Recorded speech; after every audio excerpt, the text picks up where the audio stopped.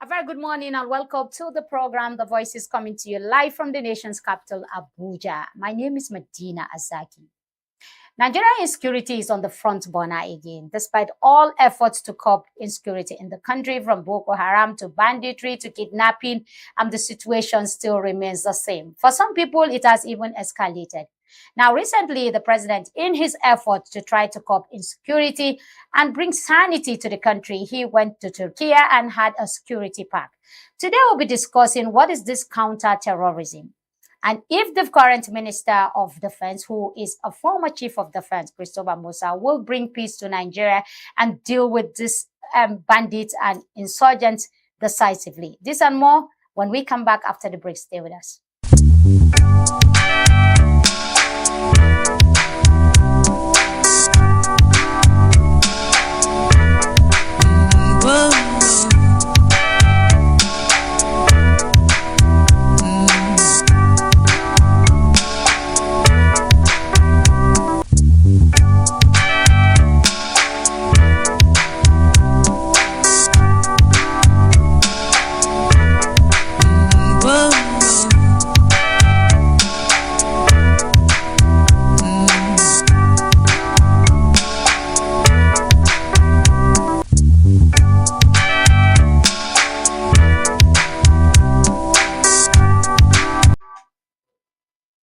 Welcome back. I'm being joined in the house by a security analyst, a public affairs analyst, and somebody who has been a friend of the house for so long, Comrade Salihu Dantata Mahmoud. Many, many thanks, my brother, for joining me on the program. Good morning to you, our erudite Chief Executive Officer in the studios.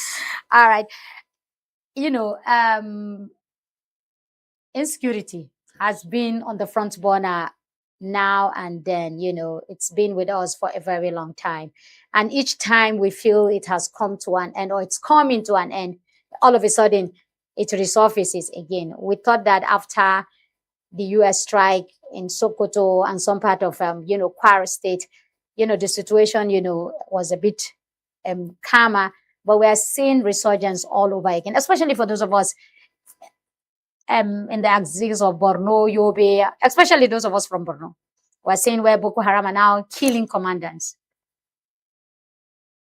Well, even as I used to say, while insecurity is not peculiar to Nigeria, but a lot of people were surprised as to why our combatant officers and men of both the Army, Air Force, Navy, Police, and others will take this time tackling non-state actors. When I say non-state actors, these are people that were poorly trained by their trainers. Some of them were trained by some mercenaries. Some of them were trained by dismissed officers, maybe for 1-2 weeks, compared to the granted training of the regular combatant officers in NDA who spend years before passing out parade, compared to combatant officers of short service, direct short service, of the police academy, of the depots area, of the police colleges, naval training schools, Air Force training schools, and those of others. The issues are, once a country always make a kind of fire brigade approach to issues, this is what happens. Today, corruption has eaten deep, where people that even go get into NDA for the training as regular combatant officers have some kind of motives where they are not going basically for the military job. They are going just because they want there. They've seen some retired military officers with edifices in Ikoyi, Lekki, Asokoro, Maitama, others, and therefore if I go there and I get personal parade, I get peeped, I spend a career in it, I rise to become general, I will become this and that, I will be able to have this. And this. So it's all about the money. But let's come back. Let me even come back. Not in totality. But I'm telling you, as corruption has eaten deep, majorly, this is what, and sometimes godfatherism too, where people that are able-bodied and qualified, they don't get admission. I know several cases where a child will go through the selection board. If he doesn't have an emir, retired general, retired AIG, or maybe a senator, House of Ram, whatever, at the end of the day, they will use one medical language to disqualify the person. So able-bodied people who have the gallantry nature, even with due respect to the ones that are there, I wouldn't rule them out completely. They also try and bet there are many able-bodied Nigerians that if they were given that opportunity, maybe they will have done better, because military job has to do with complete devotion, complete commitment and determination. You talked about training. And the question is, we've been having this counter-insurgency in training. We've invested so much into it as a country.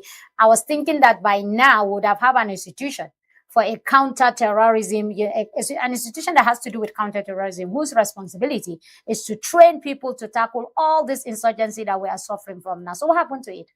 You see, we don't even have an institution. The money we have invested is gone nowhere. There are counter-terrorism officers from the Office of National Security Advisor. But how effective are they? They are very effective, because even yesterday, there was a part of the north where security operatives from ONSA, Office of National Security Advisor, were seen carried with police helicopter in a joint operation where they were landing in the virgin forest for onslaught against the non-state actors. That is to tell you, they are also working. Then we also have the counter-terrorism unit of the Nigerian police. Several, you see them wear red beret.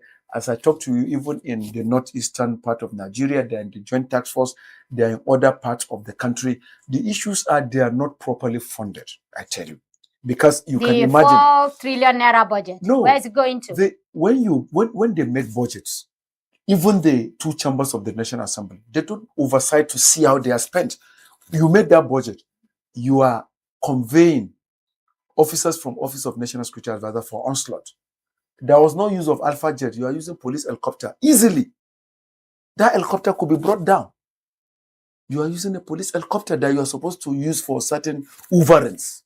So the issues are, most of the budgetary allocation, we don't know. Whether pythons or lizards consumes them, we don't know. That is why, even though we know, the security aspect auditing hardly takes place.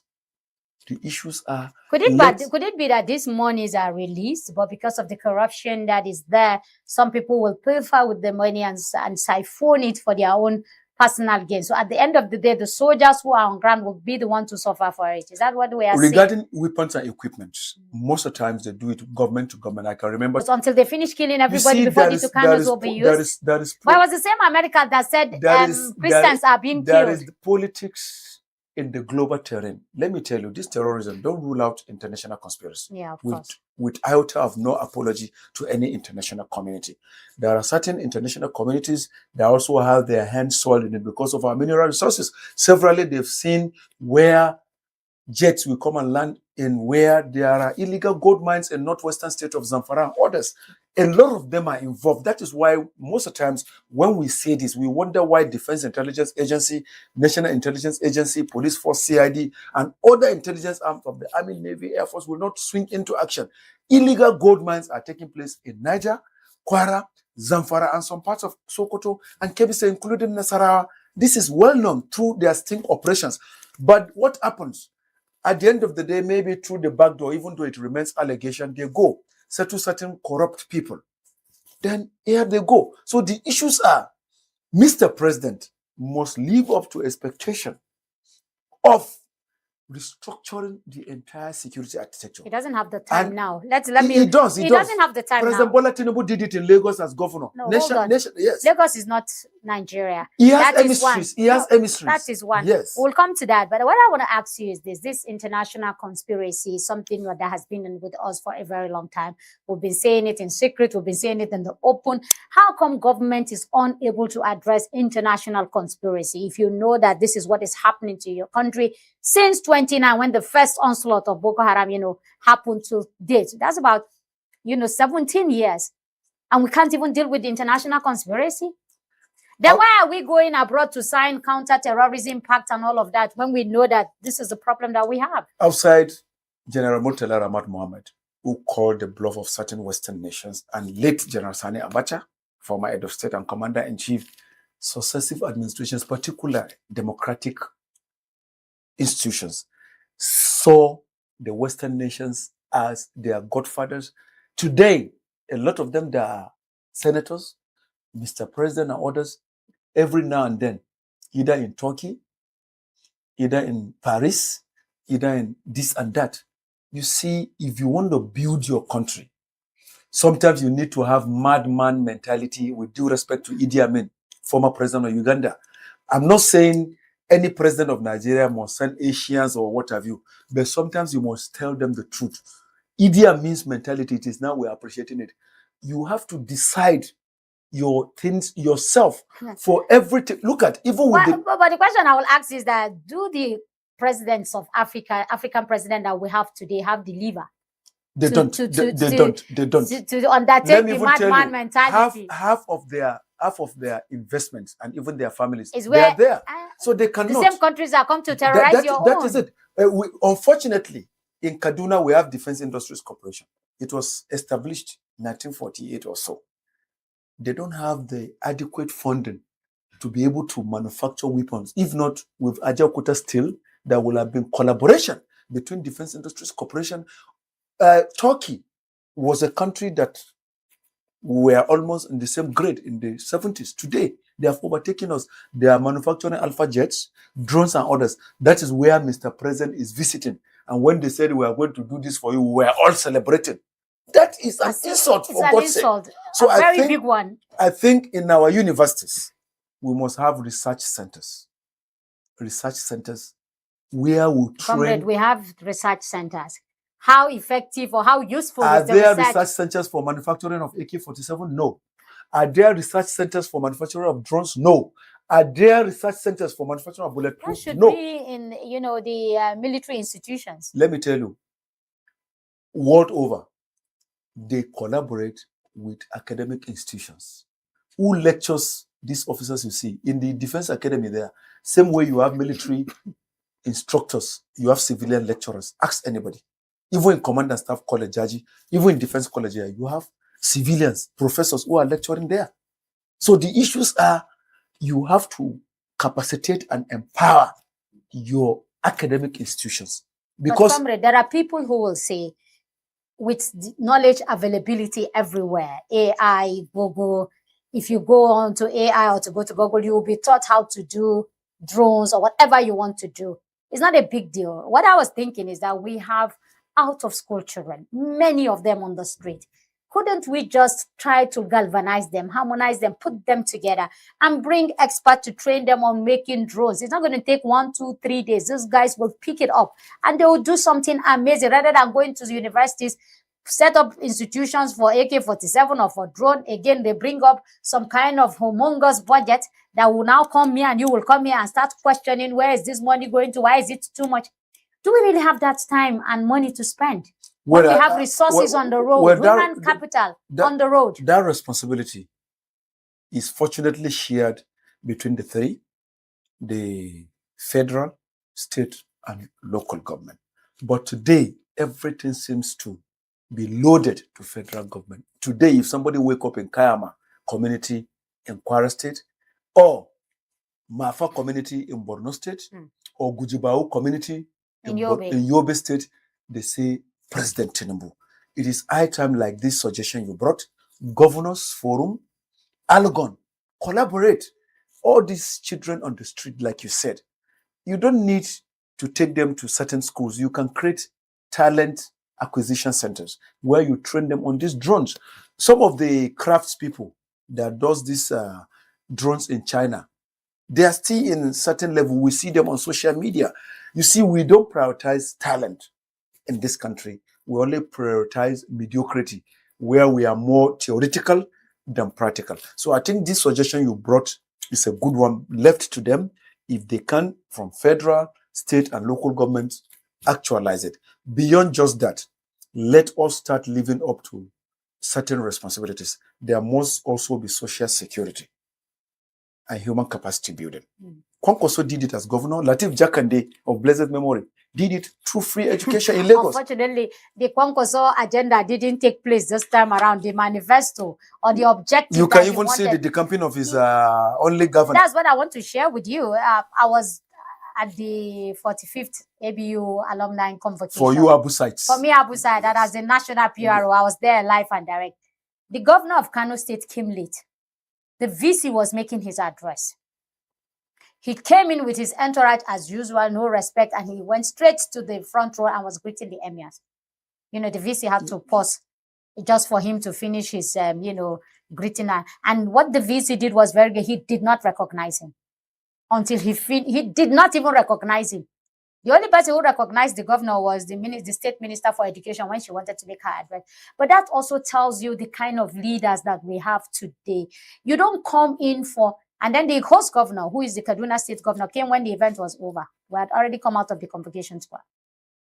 That's when he came. So it tells you the priority we even give to our academics. To what we give. And Okonjo, while I was there, the former minister. Were to be Sheyi Tinubu's birthday, maybe they would have been there early. The DG of the World Trade Center was there. Archbishop of Canterbury was there. And then you come later and you distort the arrangement. And then your crowd make all the noise. And nobody. Just to tell you that people are already tired of this, crop of leaders. There is no excitement. There is no hailing. Everybody are like, what is this? But that tells you, do we really have leaders in the North who will think about their region? Because people cannot continue to say, Mr. President, you have to fight the insurgents to you today. In our villages, in our local government in Borno State, Boko Haram collects tax. They kidnap people for ransom. Just a couple of weeks back, my uncle called me that 3 of his children have been kidnapped, and they said he's going to pay 2 million naira per child. I don't know how they ended, but at the end of the day, he had to pay 1.5 million, selling 2 of his bulls. This is the situation. Well, I think what you said in the North, poverty and illiteracy has made our leaders, particularly elected governors, senators, and reps, to be taking us for granted. Because this yellow way, Rankadede syndrome has killed a lot of it, where we find it difficult to challenge leader. Today, if you are even challenging a leader who certain touts, sycophants are benefiting from, they can even attack you. I've seen it severally where somebody who has not even seen the gate to a government house holding brief for a governor had to undo somebody until we asked the police to get him into custody. They do that where we have endeavor, political zealots and what have you. So this illiteracy and poverty made them to have buga raising their shoulders, unlike their counterparts in Southwest. Who are you in Lagos, Ondo, Ekiti, Ogun, or even Kwara here? No, even Kwara is a northern state. Yes. Because even the governor too, you cannot. And to show you how strategic. Women went to protest in Kwara government house. You saw what happened to them. But even though the governor said he was not in the know, he said they should arrest the touts and talks that handle the women. And the touts don't have mothers. So they have to handle their own mothers the way they did. Until we fight poverty and illiteracy in the North today, priority is film stars, Kannywood actors, and what have you, where even personalities like you that has broadcast station, people like us that analyze, defend the faults and rights of people, you see, you get to a local occasion, they will recognize a mediocre than you, which ought not to be. And that is why the other part of Nigeria, geopoliticals, and they laugh at us. They call it Malo style. Today, if you go anywhere, because of what they know. So we need to start checkmating our leaders. We are talking about 2027 now. Let it come. Okay. You will see when few of our elites are cajoled. Arewa Youth Forum, they went to Ganduje just yesterday, I think, presented check of 200 million for Mr. President Bola Ahmed Tinubu to buy form to contest in 2027. Where did they get the 200 million from? The way you are asking me the question, so I'm also asking the question. So this now who I go ask? This is what has if you ask me. This is what has befallen the North. And that brings me to the question, when you talked about governors from the Southwest, they set up, a trust fund to address security. Yes. And they contribute 1 billion naira. Is it every month or every year? Each of them contributes 1 billion naira. Now, the copycat governors of the Northern extraction had a meeting in Kaduna some few months back and promised to also set up a trust fund on security by putting in 1 billion naira. I don't know what happened as we speak today. If the 1 billion naira has been put in place, who is going to oversee it? How is it going to be spent? And the people in the North, who are the docile people, who are the malos, like you said, the malo style, where the hypocrisy grows every day from one level to another level. This is the question we begin to ask. As a governor, how will you ensure the safety of my life and my property and that of my children? I think these are the questions, the fundamental questions that we should be asking when this election starts. It is not about... I think some of them are getting serious because, like Niger, for instance, he made sure they started a clearance exercise around Kaswandaji, where they went and killed about 50 something or 40 something. Yes, so unfortunate. So, and they are resettling. I don't know whether it has commenced. So that is an effort towards the right direction. That of Zamfara too. But for Katsina, whom they said made sure some bandits were released and the next day they killed certain people. You see, this non-kinetic approach is also a problem. Like the chief of defense, who is now minister of defense, said, no right-thinking government will be supportive of negotiation with non-state actors, because when you negotiate and you don't meet their demands, they come back to kill.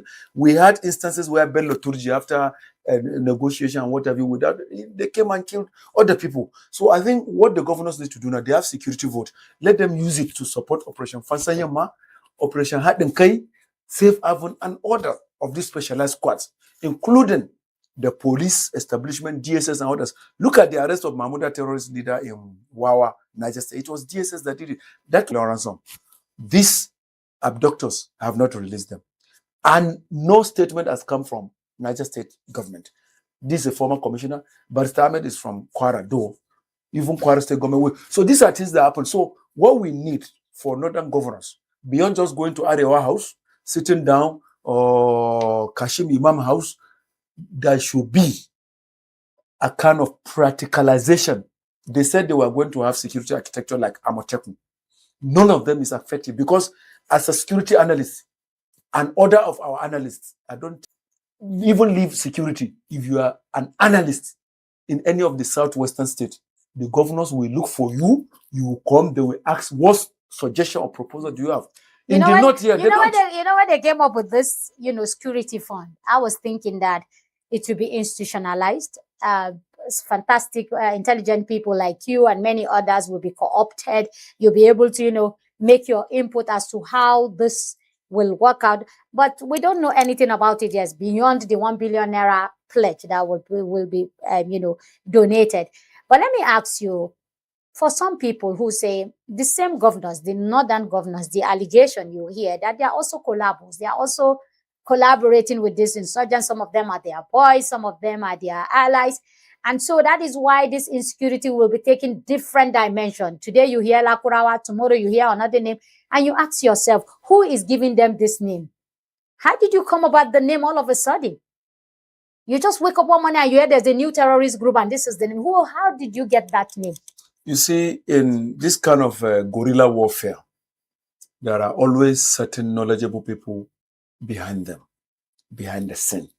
So like Lakura, even though they said they are foreign mercenaries without international conspiracy and what have you, but when they came and landed properly, they had domestic conspirators and all of other things. You see, even in American domain, in the intelligence council, there is the bad boy check job. For example, if there is a particular mission you have in Asia, Arab world, and what have you, it is these bad terrorists. Osama bin Laden is a product of the American state until he revolted against them. So some of these non-state actors, even though it remains allegation, they also have certain connection with certain people in the intelligence angle or security apparatus. There were unscrupulous elements that were arrested, giving them AK-47, fearing this and that. So the issues are even in the Jonathan, as president once said, even his government, there were Boko Haram sponsors, yes, which is the truth. So the intelligence network, sometimes you bring certain people, you give them certain job. There was a revelation by an army that there was a particular boy who was like their barman in their base and what have you. They trusted him so well. It was when they went for a particular onslaught, they now got to know that that boy belonged to Boko Haram axis. Meanwhile, he comes to them, even where they keep their arms, he had accessibility to it. So this is what happens, unknown to them, until... How can they be that loose to take somebody to where that they is keep the their question arms? I asked. How close, how can you be so close to somebody that will even know where you keep your weapons? Let me tell you, even in some of our security structures, when you go there, you see, for example, somebody peddling marijuana, what have you, you will come and see a particular DCO, you will come and see a particular top officer, you will be surprised, even providing women to them. Even some of them at the checking points. There was a time I carried out these guys, what have you, in one of the major checking points. The boy that arranges women for them have access to virtually every of their thing until I called one Lance Corporal. It was an army checking point. I said, officer, what you are doing is not right. He said, may I know you? I said, you don't need to know me. I'm just a traveler, and I saw that this is wrong because I observed it for up to 1 hour. They were very free. Any granite seller that is passing, if she's beautiful, they will ask the boy to call. You don't even know whether these people are informers or maybe they are sent on something. So they also need to always give them this kind of proper training.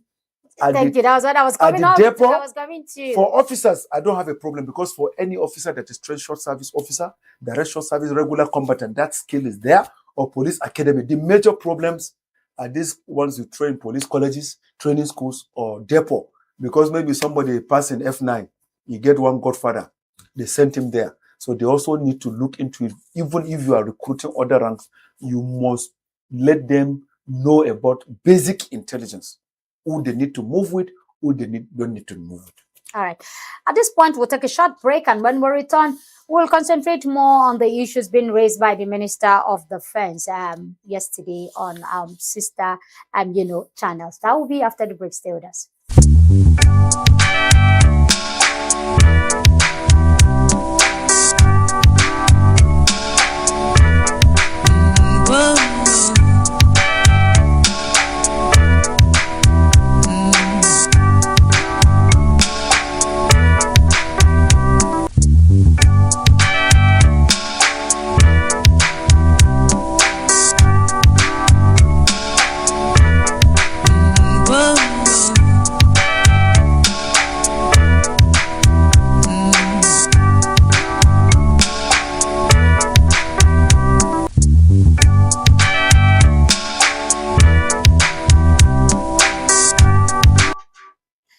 Welcome back. The program is still The Voices, and Comrade Salihu Dantata Mahmoud, our security analyst, is still in the house. Comrade, welcome back. Thank you. Now, you talked about, a former commissioner of police, another barrister being kidnapped. But we're in this country where the former director general... Not commissioner of police, a civil commissioner. Okay, civil commissioner. Sorry for that. Yes. We're in this country where a former director general of NYSC, Brigadier Siga, yes, stayed in bandits den for 60-something days. And when he was released, the government didn't pay a dime. His family and friends raised the money. And when they released him, they wanted him to appreciate, the effort of the government on media. And he said, for what? We saw all of that, happen. But the question is this.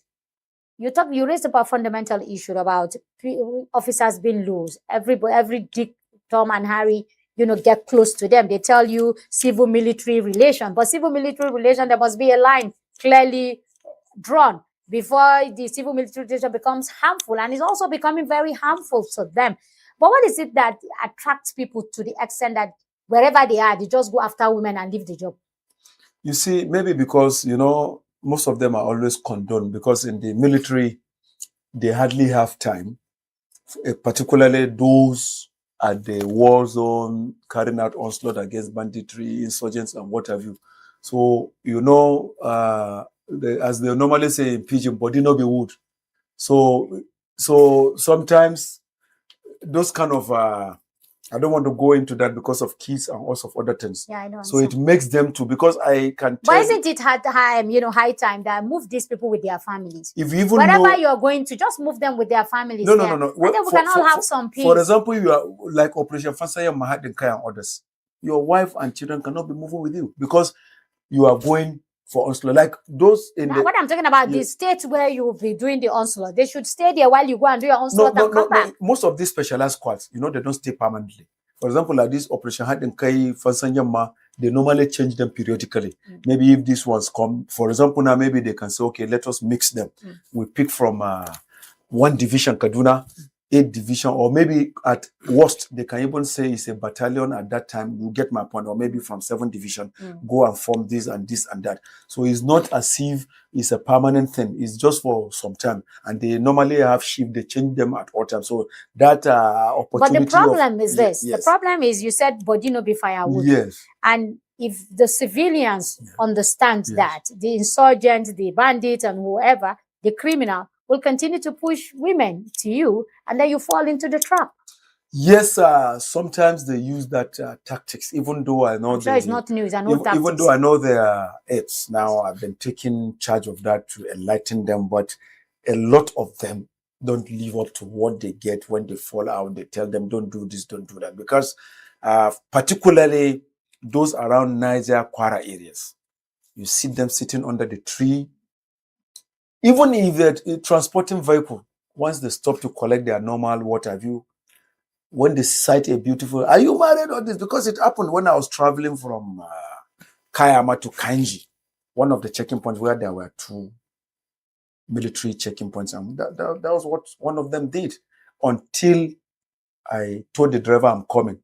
I went under the tree. I said, officer, how are you? I said, I'm going to Abuja, this and this, that. I just have a advice. I never introduced myself to him. And he said, he's even a Yoruba guy from Oyo State. He said, thank you, Ebon. Thank you very much. That is like Yaya in Hausa. So I think orientation and enlightenment is key. So they should be doing it periodically. The Army Public Relations Department, with my good sister, Colonel Anele there, your fellow gender person, female, the first female Army spokesperson. I think periodically they don't need to sit in Abuja.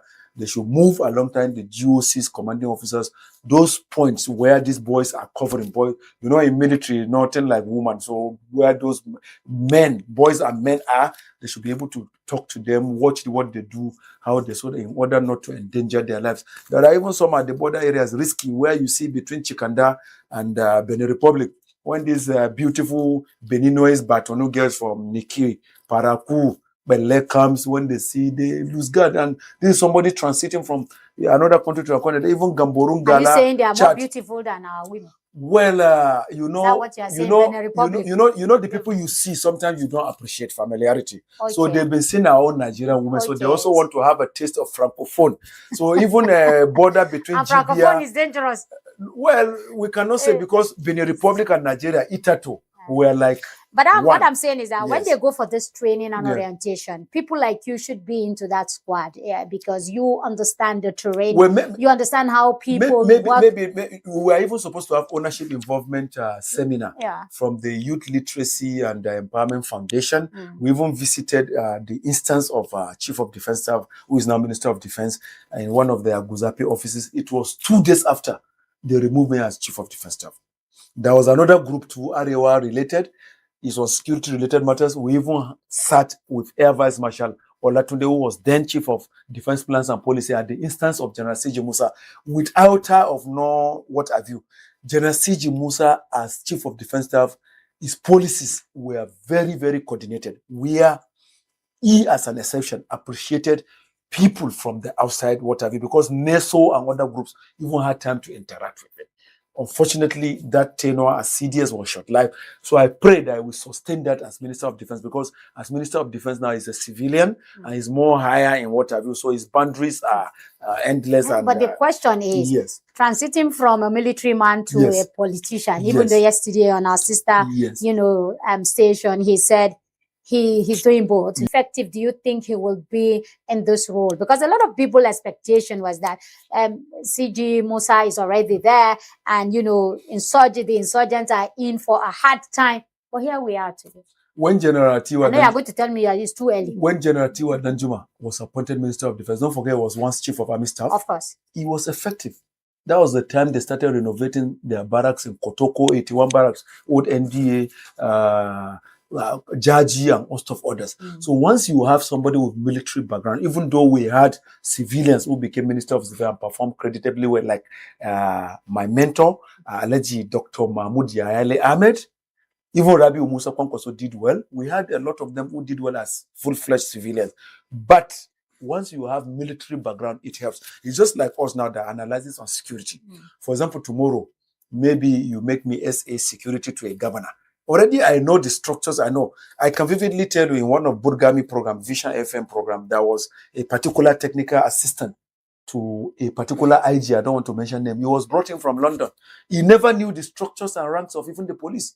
So when that Burgami program, at the time the anchor started saying it, they had to break. When we took that break, we now conferred with ourselves and now gave him some outpost, division, area commands, and what have you. So it is not going to Lincoln. It is not going to Oxford. It is matter of also moving to know over time. For example, if you don't move interface with them, from books you can read, but sometimes you might not know it. So you need to mix the two. So General C.G. Musa, as a retired 4-star general, don't forget 4-star general, 1-star general, brigadier general, 2-star major general, 3-star general, lieutenant general, and general 4-star general. He has been in charge of theater command in Northeast. All this onslaught, they started it. He has the experience. So now as a civilian, he will mix both the military experience and the civilian experience. And now he will be able to extend olive branch to all. Don't forget, he even said some veterans are going to be assisting to carry out onslaught. Then the welfare of retired officers also will be. So that is to say, it is a collective responsibility, because both people that will be your informers, the ownership involvement which comes from civilians will now be integrated. So his sojourn now, even though you already answered it, it's too early, but I believe it's going to live up to expectation. Another mistake General C.G. Musa must not make is on these people that attempted coup.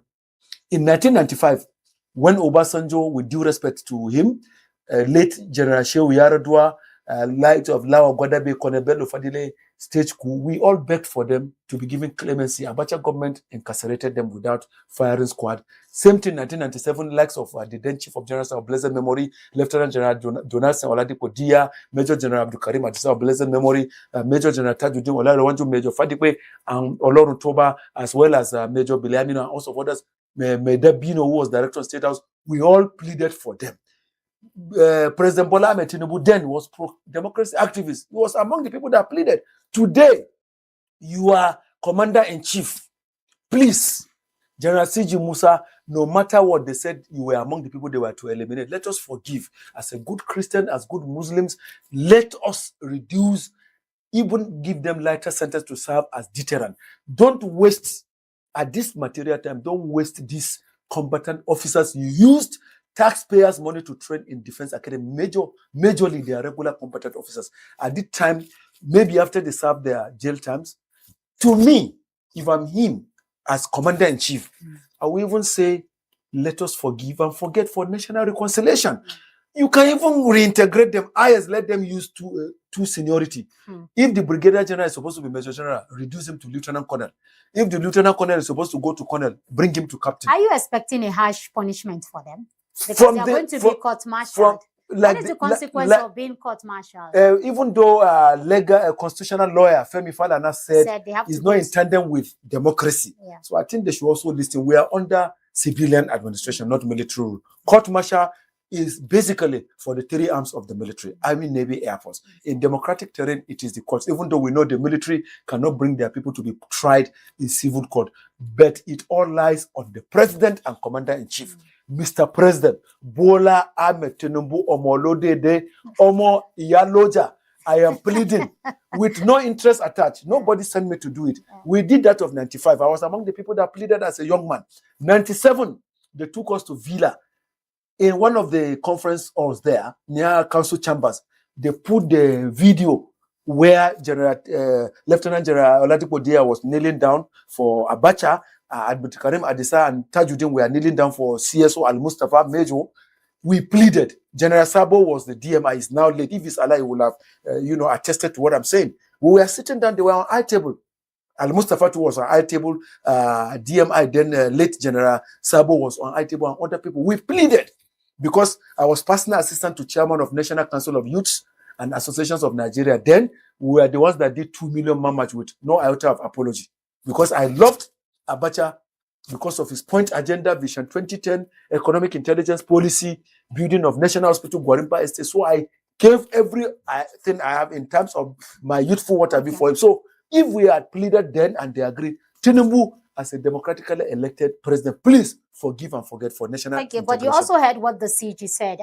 Christopher Musa said yesterday. He said they've been planning the coup even before this president came in, and that they must be very stupid to do that. So this president will not take ownership of what was not planned within his time. Will he take ownership for that? Because if the coup plan, it didn't start before him, it started way before he came in. Why will he go into a problem that he was never part of? Well, that is best known to them, but the issues are they are even saying. But was there a coup? The allegation is that there was no coup. There were some quotas that were even saying that the officers just sat in a place and were just discussing the difficulty they are facing, promotion, lamenting. And one paparazzi among them, who a fellow officer also went. Sometimes this is how politics has eaten deep our military. The military we know before used to have one voice. Look at how the various coups happen. Aguiron's coup, to Gawan, to Murtala. Obasanjo did not stage. We only continued after Murtala was assassinated. Then from Murtala, you came back. Obasanjo gave Shagari, Bahari, Ibrahim Badamasi Babangida. From Ibrahim Badamasi Babangida, you never had coup. He gave Shoneka Abacha's coup.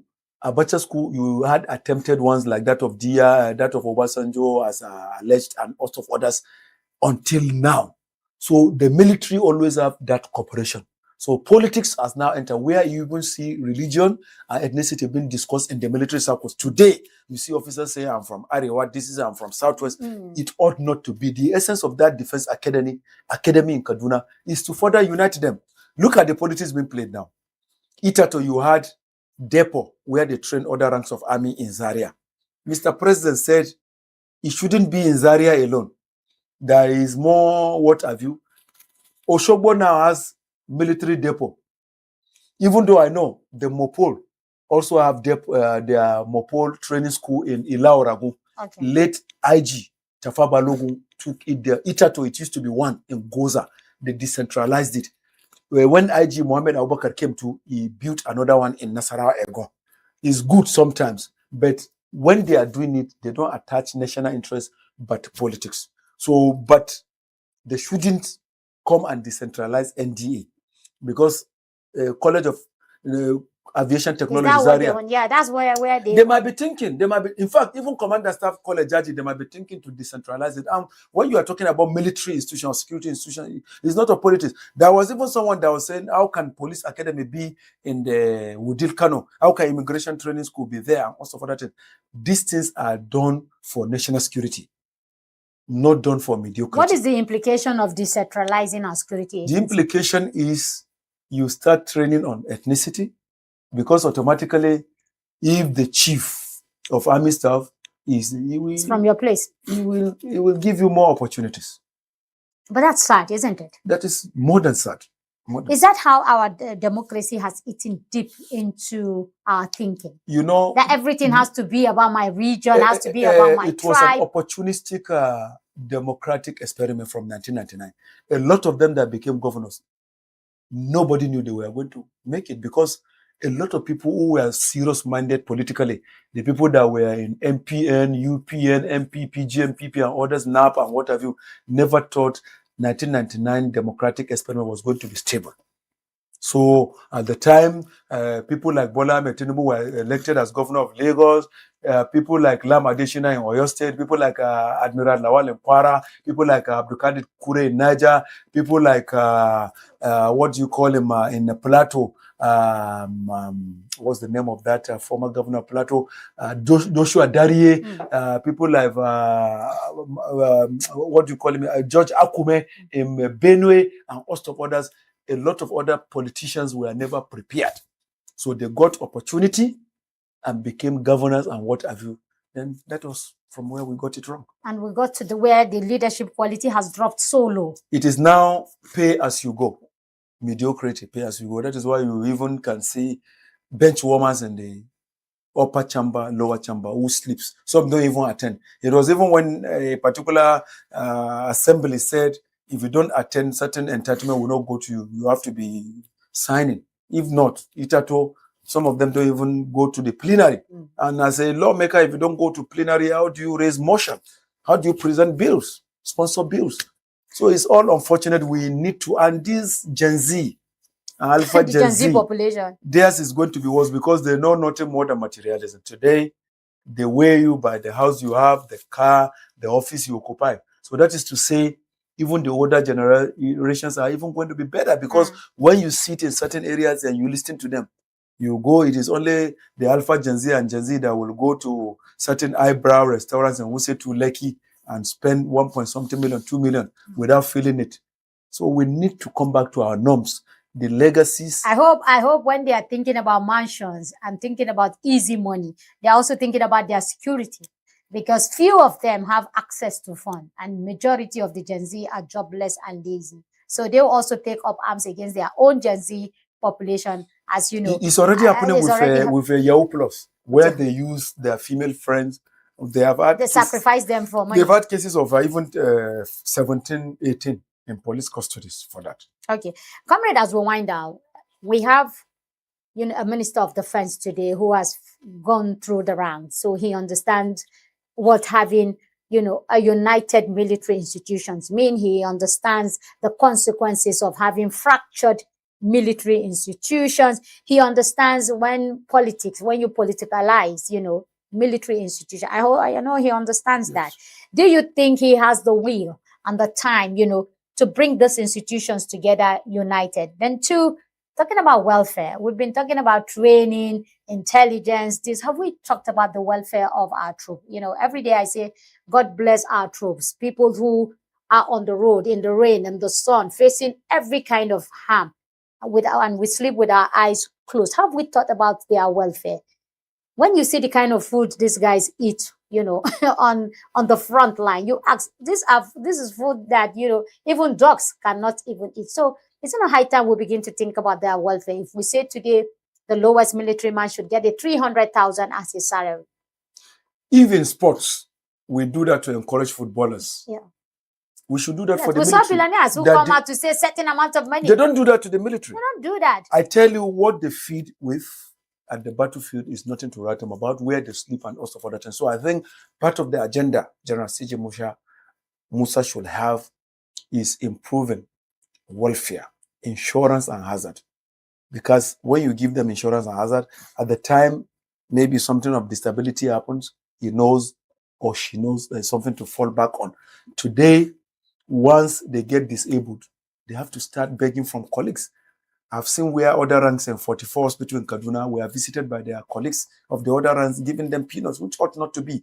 All these huge budgetary allocations, where are they going to? So I think General CG Musa in his stewardship must ensure that welfare is prioritized. You can tell the commander-in-chief, all the resources are there. If our senators can be buying jeeps of 160 million, if the presidential convoy can be having bulletproof vehicles, governors and what have you, what more of members of the armed forces, police and others? And it shouldn't just be restricted, even though his purview is just the 3 arms of the armed forces. That's why he's Minister of Defense. Minister of Police Affairs must also make priority of that.